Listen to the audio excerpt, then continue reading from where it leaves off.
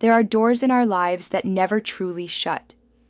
Not the doors of our homes or our workplaces, but the invisible doors within us, doors that lead back to who we once were, our old selves, the people we used to be before life changed us, before time shaped us, before loss, love, pain, or success carved us into someone new. Why is it that we keep these doors open? Why do we leave a little crack of light, a little space for the ghosts of our old selves to walk through? Let us pause for a moment and think. You are not the same person you were 5 years ago. Not the same person who walked into a classroom for the first time, who fell in love for the first time, who sat by the window crying silently when the world seemed too heavy. And yet, you carry pieces of that person with you, pieces that resurface in your laughter, in your fears, in your quiet moments. Sometimes, when you're standing in a crowd, you hear the echo of your younger self whispering, "Do you remember me? Do you remember what we once dreamed of?" We keep doors open for our old selves because the soul has memory, the heart has storage. Just like a bank account keeps a record of every transaction, deposits, withdrawals, gains, and losses, the soul keeps a balance sheet of who we once were. And here's the truth. Some of those old selves are beautiful to revisit. The child within us who believed in magic, the teenager who dared to dream without limits, the young adult who thought love could save the world.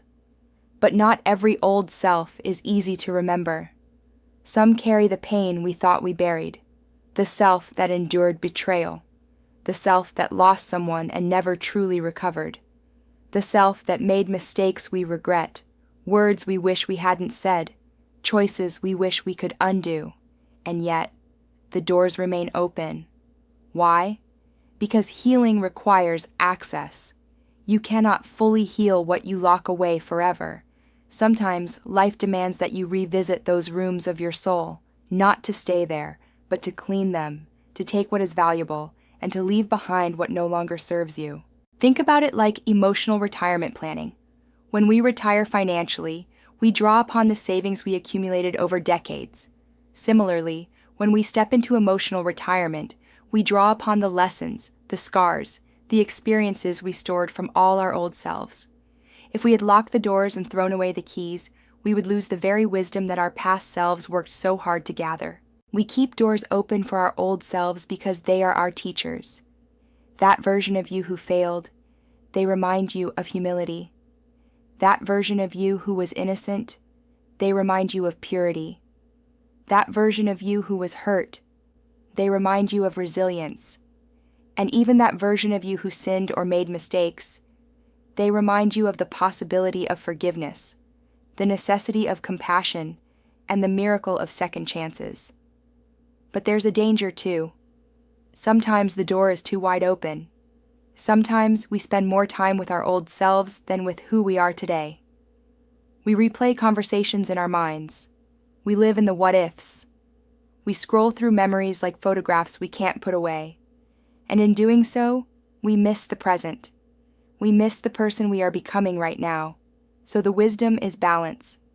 Don't shut the doors completely, but don't live in them either. Visit, but don't take up residence. Imagine walking through a house. Each room is an old self. In one room, you see your childhood. Laughter, crayons, scraped knees, the sound of your mother calling you in for dinner.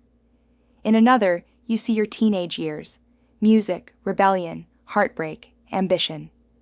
In another, you see the version of you that once prayed for something you have today. As you walk through these rooms, you collect what you need: the courage, the lessons, the innocence, the warnings. And then, you gently close the door, leaving just a crack open, enough to remind you that this room exists, but not enough to trap you inside it. My dear friends, the art of emotional retirement is not about deleting your past. It is about honoring it without being enslaved by it.